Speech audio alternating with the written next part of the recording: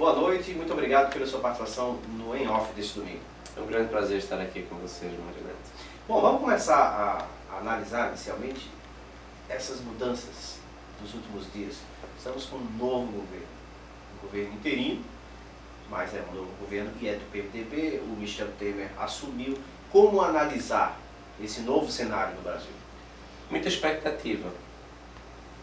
Nós estamos há um ano e meio de uma crise política profunda que paralisou todo o Brasil, que levou a economia ao seu pior estágio nos últimos 80 anos, 3 anos em sequência de recessão, desemprego.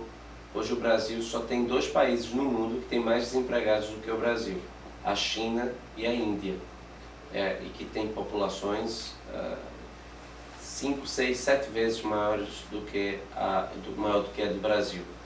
Então, a crise ela já produziu sofrimento, o desemprego gera muito desespero, inclusive, para as pessoas que perderam o seu trabalho, ou aquele jovem que está à busca de um emprego e não consegue encontrar um local, de tal modo que o desgaste geral faz com que haja um sentimento nacional de necessidade de buscar uma esperança pós-Petrolão, pós-Lava Jato, pós-Dilma Rousseff. E nesse sentido, o novo governo, esse governo interino, mas que possivelmente vai ser permanente até 31 de dezembro de 2018, né? 2017. Aliás, 2018. Esse governo interino, ele assume com a expectativa de permanência. A torcida, eu acredito que é grande, para que dê certo. Afinal de contas, precisamos passar essa página, porque o Brasil é muito maior do que uma crise política que paralisou o país e que levou a nossa situação a essa crise multidimensional, fiscal, financeira, econômica, social e, acima de tudo, ética, uma crise moral. Então, essa é a minha expectativa, que o governo possa preencher esse sentimento da população de necessidade de superação da crise. Quando o senhor fala na crise pós-Lava Jato, o senhor considera que o que se tinha que apurar na Lava Jato já foi apurado? Não. A sua observação é muito pertinente. Inclusive, eu acho que vai acontecer para e passo ao julgamento de Dilma Rousseff no Senado Federal. A Lava Jato tenderá a ter mais novidades para a população, porque os ex-ministros de Dilma Rousseff, a exemplo de Aloysio Mercadante, Edinho Silva, e até o próprio ministro, que nunca foi ministro, nunca chegou a assumir, que foi o ex-presidente Luiz Inácio Lula da Silva, todos esses estarão agora na alça de mira do juiz Sérgio Moro, do Ministério Público no Paraná, da Polícia Federal no Paraná. Ou seja, é muito provável que nos próximos dias, em decorrência da perda do foro privilegiado que eles detinham pela função, pelo cargo de ministro, eu acredito que, pelo que foi revelado por todos os delatores, e principalmente os grandes empreiteiros, que não apenas delataram, mas fizeram acordos de leniência e pagaram, o caso agora mais recente, a Andrade Gutierrez pagou 100 bilhões de... 1 bilhão de reais num acordo de leniência para a União. Eu acredito que a Lava Jato terá notícias por aí. E outro fator de desestabilidade, de instabilidade, pode ser o próprio Eduardo Cunha. Porque Eduardo Cunha, eu acredito que ele vai perder o cargo de deputado federal. Quando perder o cargo, ele deve partir para uma delação premiada. E, nesse sentido, o contexto ele deverá ser de maior instabilidade. No entanto, eu acredito que chegando aí na sua, de fato, última fase. E é extremamente necessário que essa última fase chegue, que as punições ocorram, que a transparência ocorra, para que o Brasil saiba, de fato, toda a dimensão da quadrilha que tomou conta, destruiu, que lapidou o patrimônio público e que levou a economia a esta situação atual que produz tanto desespero, tanta tristeza, tanta insegurança em relação ao próprio futuro de todos os brasileiros. Então, a Lava Jato é um excelente, é o que há de bom do ponto de vista de esperança do Brasil, no sentido de passarmos a limpo essa situação que foi tão bem descrita, inclusive recentemente, pelo Procurador-Geral da República, Rodrigo Janot, quando ofereceu denúncia contra o ex-presidente Luiz Inácio Lula da Silva, o considerando chefe do Petrolão. E o considerando chefe do Petrolão e, ao mesmo tempo, indicando que o Petrolão é a continuidade do Mensalão.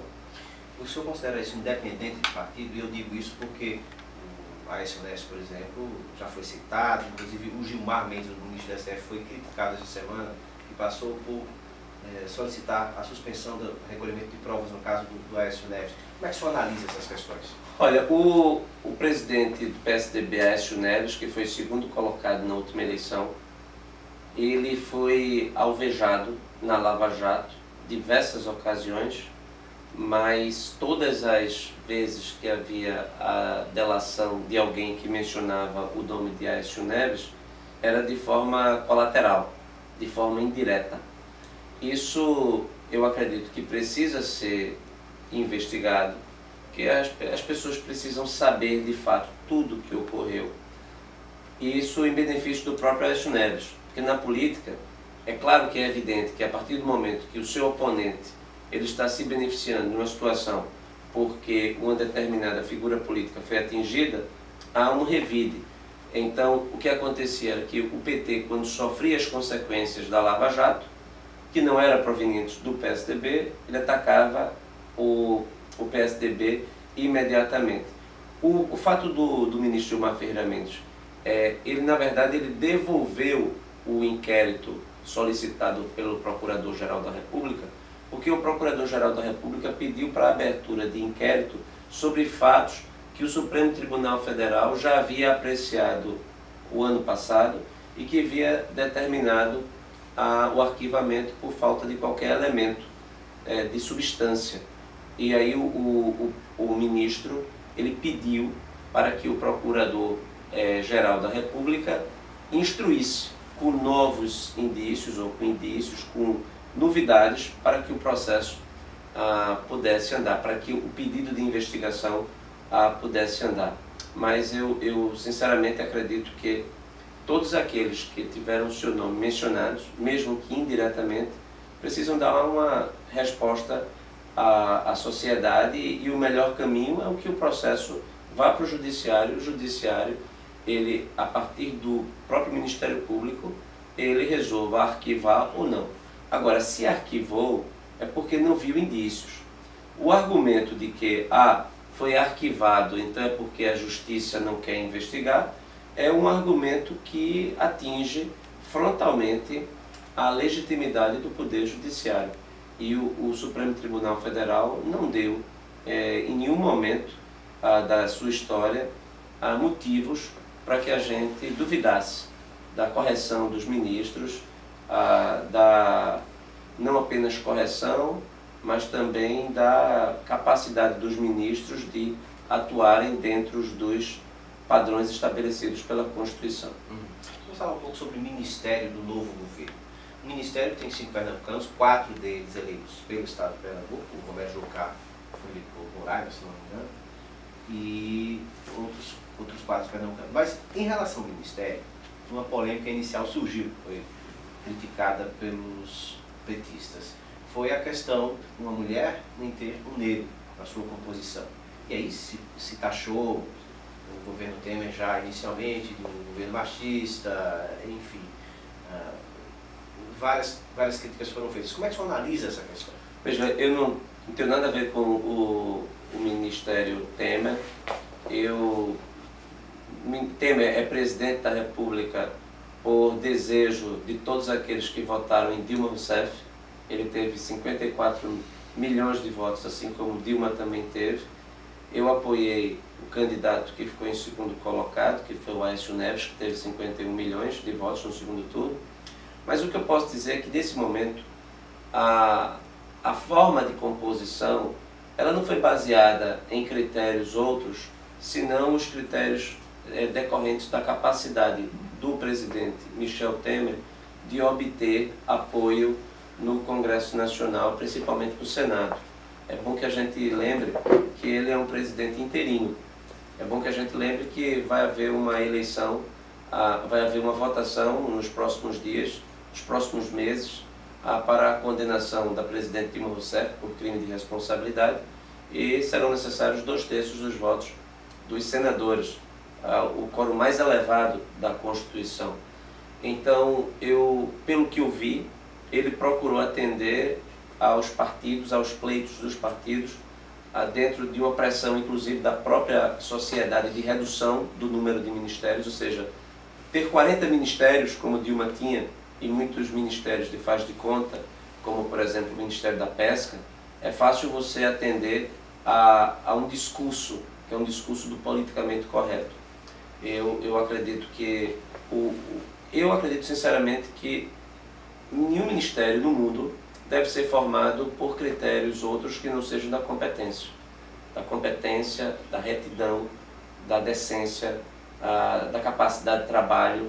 Então, eu acredito que o cargo não deve ser preenchido eu preciso de um homem negro de meia idade, ou eu preciso de uma mulher negra, ou eu preciso de um homossexual, ou eu preciso de um deficiente, ou eu preciso de alguém que tenha eu quero um muçulmano, ou eu quero alguém que seja de qualquer grupo, para agora eu vou preencher o cargo. Não, eu acredito que o cargo deve ser quem tem a capacidade, a melhor capacidade para ser o ministro. Eu não estou dizendo com isso que esse foi o critério adotado por Temer. Eu acredito que o critério que ele adotou foi um critério de procurar, na medida do possível, selecionar entre os melhores nomes que os partidos ofertaram, dentro de uma perspectiva de composição de um governo com ministérios enxutos, capaz de fazer com que ele passe para a segunda fase, que ele deixe de ser um ministro interino, que passe a ser, aliás, um presidente interino, e que passe a ser, de fato, o presidente em definitivo, como ocorreu com Itamar Franco em 1992, após o impeachment do presidente Collor.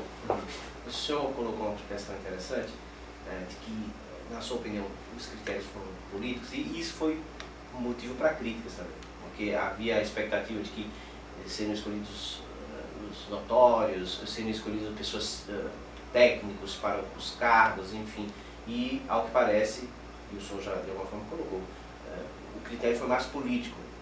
O critério foi totalmente político. E perceba, é até compreensível nisso. Noções notáveis. É compreensível que ele tenha feito essa opção, inclusive porque nós estamos passando ainda por um processo de impeachment. Um processo de impeachment que tem muito a ver com a incapacidade da presidente Dilma Rousseff de ter um relacionamento produtivo, de um relacionamento sério, um relacionamento baseados em princípios republicanos com o Congresso Nacional.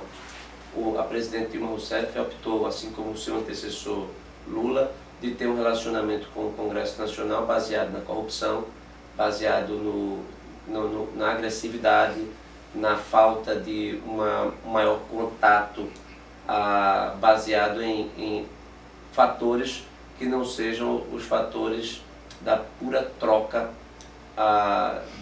dos famosos toma lá da cá. Então, a falta de bom relacionamento com o Congresso Nacional também foi responsável pelo desgaste da presidente Dilma Rousseff, que fez com que ela paralisasse o seu governo. Não houve governo Dilma segundo mandato. 1 ano e meio que nós estamos sem governo Dilma. Não há governo.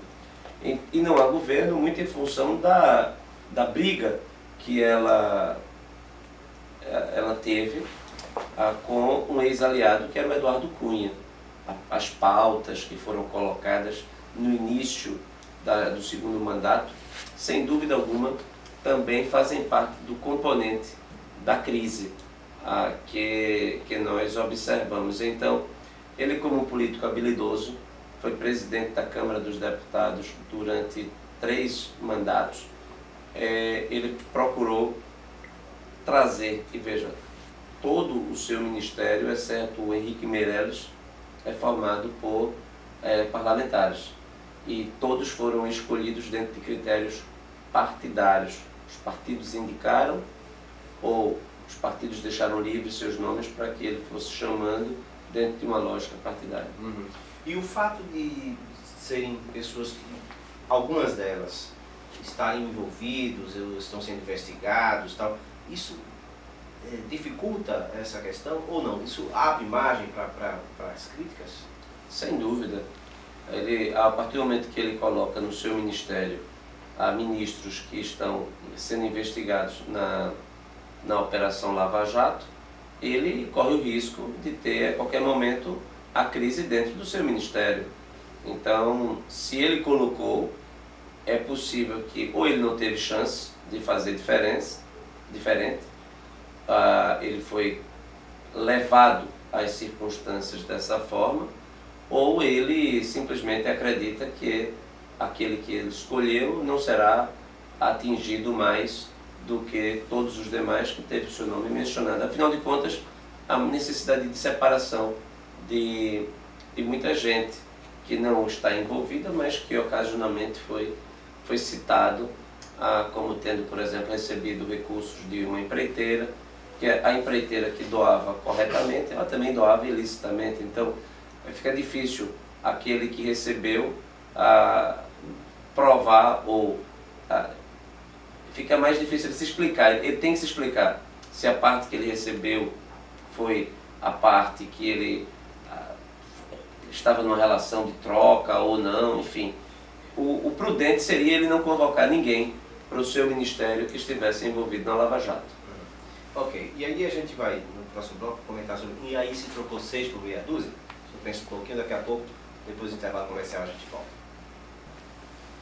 Chegamos a mais um bloco do programa em off desse domingo, conversando com André Regis, que é presidente do PSDB aqui no Recife, é vereador também pela cidade e é cientista político. Já fez parte até do Instituto Teotônio Vilela, né? Eu sou conselheiro do Instituto Teotônio Vilela Nacional. Uhum. Bom, no bloco passado a gente encerrou sem que o senhor respondesse a outro questionamento em relação ao Ministério. Então, se trocou 6 por meia dúzia, tem muita gente pensando dessa forma. Bem, no geral não, mas existe muita repetição. Vários são ministros ou de Dilma ou de Temer, ou até mesmo ministros que vieram do governo Fernando Henrique também. Então, isso demonstra que a opção foi trazer políticos experientes. E dentro dos quadros do PMDB, e o próprio grande nome deste governo, que é o Henrique Meirelles, para comandar a economia, ele foi presidente do Banco Central de Lula, à época inclusive que ele tinha maior poder do que o ministro da Fazenda, que era o Guido Mantega. Foi a primeira vez na história que o presidente do Banco Central ele tinha o status de maior importância do que o do ministro da Fazenda. E dessa vez ele agora chega como ministro da Fazenda, cedido pelos quadros do PSD, embora ele tenha sido, inclusive já também passou pelo PSDB, foi deputado federal eleito pelo PSDB de Goiás na eleição de 2002, e em seguida Lula o convidou para ser presidente do Banco Central e ele foi. Inclusive no auge da crise, quando havia muita crítica acerca do trabalho do Joaquim Levy no comando da Fazenda, Lula fez de tudo para levar Henrique Meirelles para o Ministério Dilma, para comandar a economia, reconhecer nele alguém com a capacidade de reverter essa profunda crise econômica. Mas o fato é que ele não aceitou ir com Dilma. Era muito difícil formar um governo com Dilma na medida em que o governo foi perdendo a legitimidade. Então o novo governo ele terminou aceitando Então eu não diria que trocou 6 por meia dúzia, até mesmo porque as mesmas peças operam diferentemente dependendo de quem é o comandante. E não havia comando com Dilma Rousseff. Dilma Rousseff não tem a capacidade de comando algum. O que foi entregue a Dilma Rousseff, ela vai destruir. É uma pessoa desprovida de qualquer capacidade de competência. E entre os ministros, 4 que se elegeram para Pernambuco, 4 deputados federais, o Raul Jungmann para a Defesa, Foi ministro Fernando Henrique, ministro, Mendonça Filho para Educação e Cultura, e aí se fundiu. a fusão do MEC, que agora é MEC, né? Voltou a ser MEC. Só achou interessante essa? Achei, acredito que não apenas foi uma boa escolha, mas eu acredito que a fusão do Ministério da Educação com o da Cultura, voltando ao que era antes, afinal de contas não dá para você dissociar cultura de educação. E eu acredito que isso vai ao encontro do sentimento da população de enxugamento dessa quantidade absurda de ministros que sequer o presidente conhecia. Essa era a chacota que se contava em Brasília de ministros que jamais se encontraram com o presidente e não tinha nem espaço para todos os ministros se reunirem numa mesma mesa com o presidente. Então foi correto, sim. Bruno Araújo, PSDB, os quadros do PSDB. Bruno Araújo, para um ministério um importante, ministério que é o Ministério da Cidade. importantíssimo. Acredito que Bruno Araújo, eu acho que ele trilhou um caminho por Brasília que o levaria ao ministério. Ele é muito respeitado, ele tem bom trânsito, ele é uma pessoa muito próxima do comando do PSDB.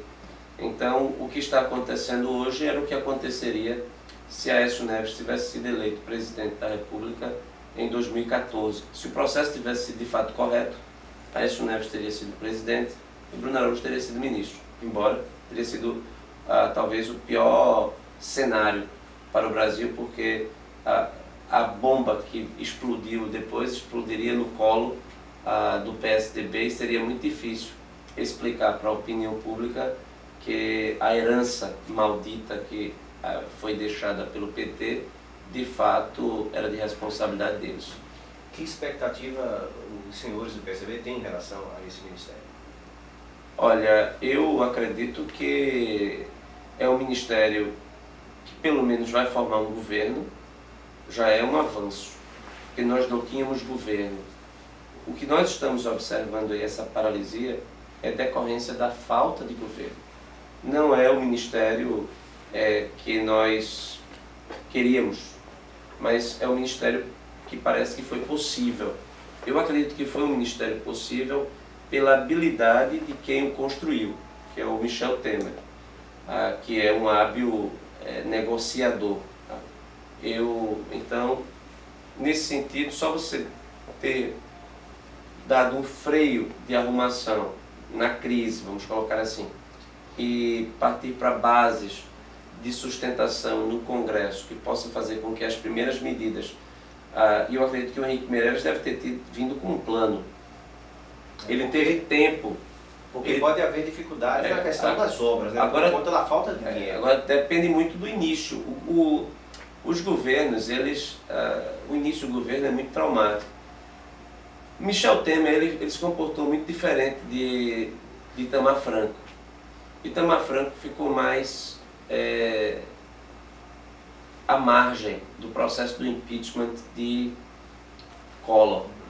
E como ele ficou mais à margem, mas o processo foi muito célere, Collor foi derrubado rapidamente, o processo dele, para você ter uma ideia, ele até estava reclamando agora, né, no pronunciamento dele no dia do juízo de admissibilidade pelo Senado. Ele disse que da aprovação da Câmara, o pedido do impeachment na Câmara, para o juízo de admissibilidade no Senado, a confirmação pelo Senado, foram apenas 48 horas para que ele estivesse fora do cargo. E que o relatório, para que ele saísse, continha apenas 2 parágrafos, enquanto que Dilma foram 3 semanas, mais de 3 semanas, da admissibilidade da Câmara para a admissibilidade do Senado, e a peça do Antônio Anastasia contém 190 páginas, ou seja, o processo. Então, Na época de Collor, Itamar Franco ele foi de certa forma pego de muita... eu não acredito que ele tenha se preparado. E ele começou mal. Ele começou sem saber muito bem que feição ele daria ao governo. Ele teve 3 ministros da Fazenda no intervalo de 6 meses, instabilidade profunda. Acho que a gente vai recordar aqui, Gustavo Krause foi ministro da Fazenda por 90 dias, depois veio Paulo Haddad e Eliseu Rezende. Todos caíram em sequência por falta de afinidade com o próprio presidente, até que ele, sem opção, ele ligou, Fernando Henrique era o seu chanceler, como agora é o José Serra, que é um grande nome para o Ministério das Relações Exteriores. A Fernando Henrique estava em Nova York, quando recebe um telefonema de Itamar Franco dizendo: você agora não é mais ministro das Relações Exteriores. Ele pensou que estava demitido, mas na verdade ele havia sido promovido, vamos colocar assim, para o cargo de Ministério da Fazenda, sem que ele sequer tivesse opinado se iria ou não.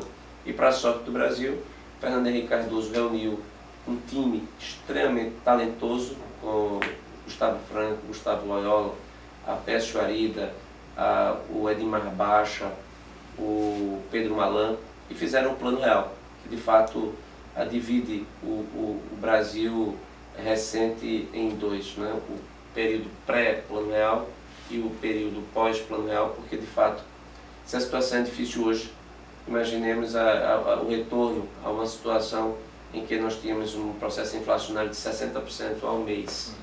Era algo que foi uma realização grandiosa e que mudou profundamente para melhor a vida do Brasil.